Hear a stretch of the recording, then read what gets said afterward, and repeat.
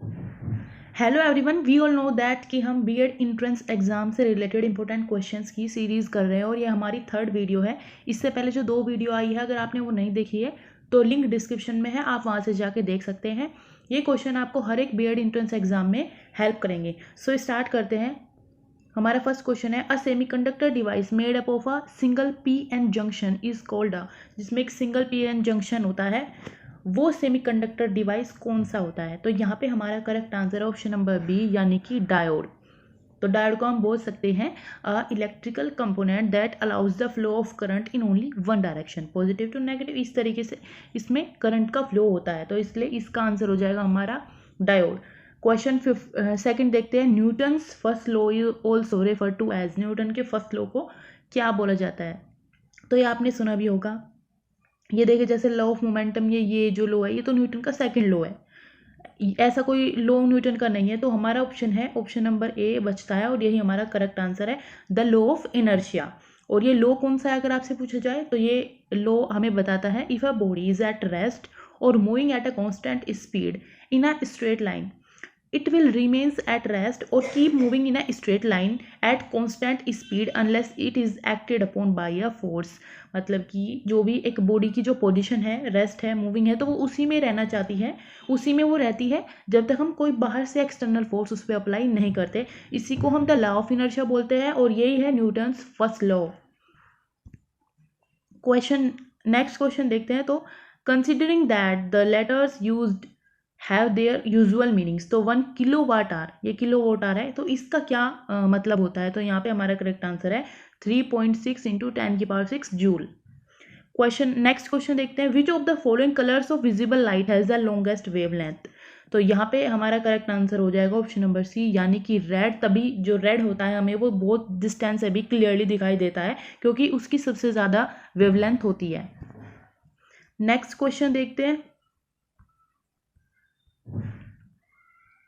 At high altitude the boiling point of water lowers because, high altitude पे boiling point जो होता है water का वो कम हो जाता है, इसका क्या रीज़न है? तो इसका यहाँ पे करेक्ट आंसर होगा ऑप्शन नंबर ए, यानी कि एटमॉस्फेरिक प्रेशर इज लो। आप सभी को पता होगा कि जैसे जैसे हाइट बढ़ती है हाई एल्टीट्यूड पे एटमॉस्फेरिक जो प्रेशर है वो लो हो जाता है, because the amount of gas molecule in air में जो प्रेजेंट होते हैं वो भी उनका भी नंबर कम हो जाता है ऊपर आते आते। जो नीचे से वार्म एयर है वो ऊपर जाती है और जो जो ठंडी लेयर है वो सारी नीचे आ जाती है, तो नीचे यहाँ बहुत सारी एयर कंसनट्रेटेड रहती है, जबकि ऊपर बहुत कम एयर बचती है कुछ डिस्टेंस के बाद। तो जब एयर कम होगी तो सीधी सी बात है वो प्रेशर भी कम लगाएगी, इसलिए एटमॉस्फेरिक प्रेशर लो होता है हाई एल्टीट्यूड्स पे। नेक्स्ट क्वेश्चन देखें तो, sulphur Burns in the air and converts two sulphur dioxide which is. तो जब सल्फर एयर में बर्न होता है और वो सल्फर डाइऑक्साइड फॉर्म करता है, तो जो ऑक्सीजन के साथ एक कॉम्बिनेशन बना, ये किस तरीके का कॉम्बिनेशन है? बेसिक है, एसिडिक है, एम्फोटेरिक है या न्यूट्रल है? एम्फोटेरिक यानी कि दोनों का ही उसमें आ जाता है, तो ये क्या है? एसिडिक होगा। तो इसका हमारा आंसर हो जाएगा बी, एसिडिक ऑक्साइड। बिकॉज क्या है, सल्फर हमारा है नॉन मेटल, और नॉन मेटल हमेशा आप याद रखना एसिडिक ऑक्साइड ही फॉर्म करेंगे। यहाँ पे आपको कोई और नॉन मेटल भी वो दे सकते थे, बट आपका आंसर ये रहेगा एसिडिक ऑक्साइड। नेक्स्ट क्वेश्चन देखते हैं, which of the following methods is commonly practised for root induction? Root induction के लिए मेथड यूज होता है कटिंग, तो हमारा आंसर हो जाएगा ऑप्शन नंबर ए, यानी कि कटिंग। नेक्स्ट क्वेश्चन देखते हैं, in the classification of living beings fungi are included in the plant kingdom. आपने पढ़े होंगे किंगडम, तो फंगी को प्लांट्स में रखा जाता है, प्लांट किंगडम में। तो इसका क्या रीजन है, ये हमसे पूछा गया है। तो इसका यहाँ पे करेक्ट आंसर होगा ऑप्शन नंबर सी, यानी दे हैव सेल वॉल, और हमें पता है सेल वॉल प्लांट्स के पास ही होती है, तो इसलिए हम उसको फंगी को भी प्लांट किंगडम में रखते हैं, इसकी इस क्वालिटी की वजह से। नेक्स्ट क्वेश्चन देखते हैं, which of the following is not an adaptation in desert plant? Desert plant जो होते हैं, मतलब क्या वो डेजर्ट में रहने के लिए क्या क्या चीज़ें वो अडेप्ट करते हैं? जैसे जो उनकी रूट्स है वो काफ़ी लंबी होती है, क्योंकि वो पानी को सर्च करने के लिए उनकी रूट नीचे जाती है, क्योंकि वहाँ पे कम पानी होता है। और अगर बात करें उनकी लीव्स में मॉडिफिकेशन होता है, स्पाइंस में लीव बनी होती है, ऐसे लीव होती है, जैसे आपने कैक्टस देखा होगा, ताकि वेपराइजेशन कम हो। और सन के निस्टोमेटा होता है, वैक्सी सरफेस भी उनकी होती है, प्रोटेक्ट करता है वो बाहर से जो प्लांट है, जो ट्री है उसको। तो अब हमारा ऑप्शन बचता है ऑप्शन नंबर सी, यानी कि ब्रॉड फ्लैट लीव्स, क्योंकि अगर ब्रॉड फ्लैट लीव्स हो तो उससे तो ज़्यादा ही वेपोरेशन होगा, तो फिर ये कैसे एक अडेप्टेशन हुआ? तो यही हमारा आंसर है option number C, it is not an adaptation in desert plant broad and flat leaves. Next question देखते हैं।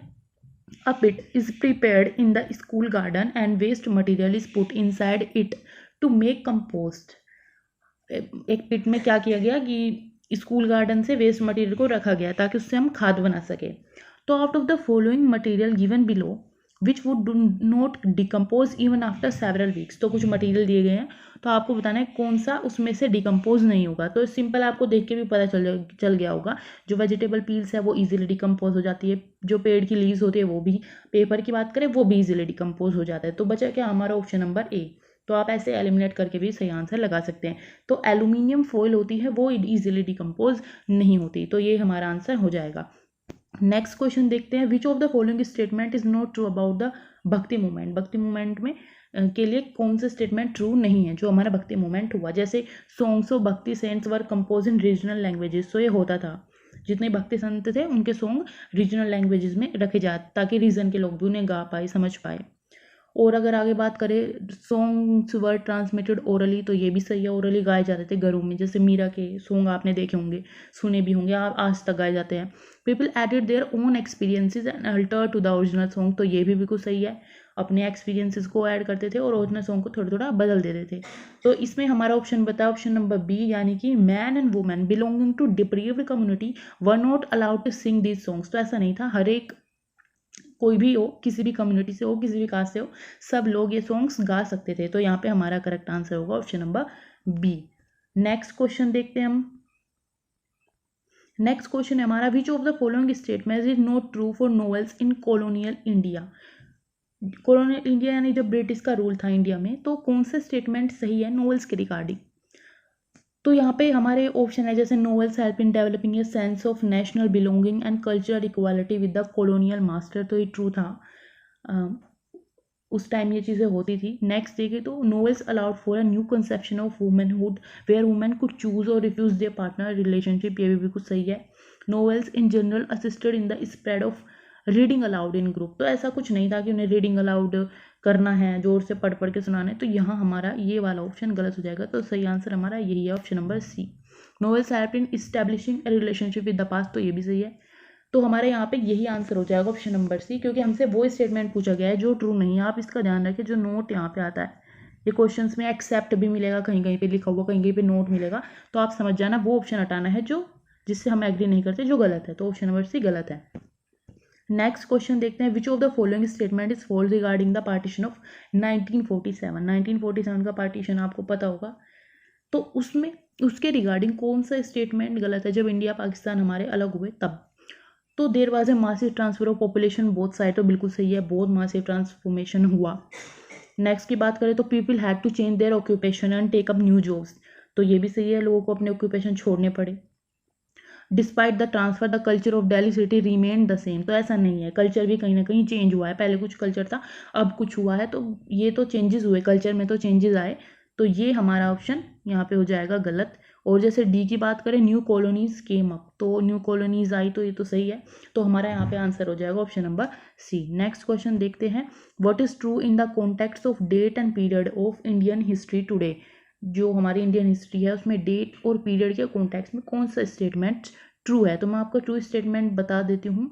इसका करेक्ट आंसर है ऑप्शन नंबर डी, यानी it is actually incorrect to fix precise date to poses what happened over a period of time. तो कहीं कहीं पे इसमें प्रिसाइज डेट नहीं है, वहीं वहीं पे वो इनकरेक्ट है कि हम एग्जैक्ट नहीं बता सकते उस टाइम ये हुआ और उस टाइम वो हुआ, क्योंकि प्रॉपर डाटा हमें अवेलेबल नहीं थे जब हम हिस्ट्री की ये बुक्स बनाई गई, हिस्ट्री के बारे में लिखा गया। नेक्स्ट क्वेश्चन देखते हैं। तो a civil society works under the pressure of which one of the following. तो ये पॉलिटिकल प्रेशर में करती है, लीगल प्रेशर में करती है, फोर्स प्रेशर, ये तो शायद कुछ होता नहीं, सोशल प्रेशर। तो यहाँ पे हमारा करेक्ट आंसर होगा ऑप्शन नंबर बी, यानी कि सोशल प्रेशर। सोसाइटी है और ये जो सोशल है भी सीधा सोसाइटी से रिलेट करता है। तो इससे आप समझ आना, सोशल प्रेशर होता है तभी, जो सोसाइटी के अंदर लोग हैं उनका प्रेशर होता है तभी ये सिविल सोसाइटी वर्क करती है। नेक्स्ट क्वेश्चन देखते हैं। क्योंकि सिविल सोसाइटी सोसाइटी के लिए बनाई जाती है, उनके राइट्स के लिए वो आवाज़ उठाए, इसलिए वो बनाई जाती है। Reservation for women applicable to which of the following. तो यहाँ पे एक क्वेश्चन है कि सबसे पहले कहाँ एप्लीकेबल होने की हमने बात की थी। तो ये पंचायत बॉडीज़ में एप्लीकेबल होने की बात की थी। इन 1993 कॉन्स्टिट्यूशन में अमेंडमेंट हुआ जिसमें बोला गया था कि जो 1/3 स्ट्रेंथ है मेंबर्स की, उसमें वुमेन्स आएगी, 1/3 में वुमेन्स आएगी विलेज काउंसिल में या लीडर्स की पोजीशंस पे। तो ये इसमें आप लगाएंगे पंचायत बॉडीज। फिर लास्ट बाद में पार्लियामेंट, हर जगह पे ये चीज़ें, ये सवाल उठाए जाने लगे कि वुमेन का 1/3 तो राइट होना चाहिए हर जगह पे, उनका नंबरिंग इसी तरीके से बढ़ेगी। नेक्स्ट क्वेश्चन देखते हैं, liberal notion of equality is not attune to. तो यहाँ पे हमारा करेक्ट आंसर हो जाएगा ऑप्शन नंबर बी, यानी कि इकोनॉमिक इक्वालिटी। जो लिबरल नोशन है इक्वालिटी का, ये इकोनॉमिक इक्वालिटी से वेरी नहीं करता, बाकी चीज़ें इसमें आती है, जैसे लीगल इक्वालिटी आती है, पॉलिटिकल इक्वालिटी आती है एंड सोशल इक्वालिटी आती है। क्वेश्चन हम नेक्स्ट देखते हैं, in which of the following countries women do not have an adult franchise. तो यहाँ पे करेक्ट आंसर है ऑप्शन नंबर डी, ये मैंने बी पे लगा दिया, ऑप्शन नंबर डी इसका करेक्ट आंसर है, सऊदी अरेबिया। सऊदी अरेबिया में वुमेन की कोई भी अडल्ट फ्रेंचाइजी नहीं है। 69 देखते हैं क्वेश्चन, ये 69 यहाँ पे लिखा है, बाकी नेक्स्ट क्वेश्चन है हमारा, which of the following statement about subsidies is not true. जो सब्सिडीज मिलती है, गवर्नमेंट जो सब्सिडी देती है प्राइसेस पे, तो उसके लिए कौन सा स्टेटमेंट सही नहीं है। तो यहाँ पे हमारा करेक्ट आंसर हो जाएगा ऑप्शन नंबर डी, यानी कि subsidies increase the price of a commodity in the market. तो ऐसा नहीं है, उल्टा सब्सिडी से तो हम और सस्ते में चीज़ें खरीद पाते हैं। नेक्स्ट देखते हैं क्वेश्चन नंबर हमारा, नेक्स्ट जो है, green revolution benefited the country in terms of. जो ग्रीन रिवॉल्यूशन आया, ग्रीन से आप समझ रहे हैं कि हम कहीं ना कहीं एग्रीकल्चर की बात कर रहे हैं, तो किस टर्म्स में बेनिफिट हमें किया, तो ये है ऑप्शन नंबर ए, यानी increasing production with use of new techniques of production. Agriculture में हमने प्रोडक्शन को इंक्रीज किया, नई नई टेक्निक्स आई, जैसे जेनेटिकली मॉडिफाइड क्रॉप्स बनाने लगे हम, तो इनकी हेल्प से प्रोडक्शन इंक्रीज हुआ नई टेक्निक की हेल्प से। तो यहाँ पे करेक्ट आंसर है ऑप्शन नंबर ए।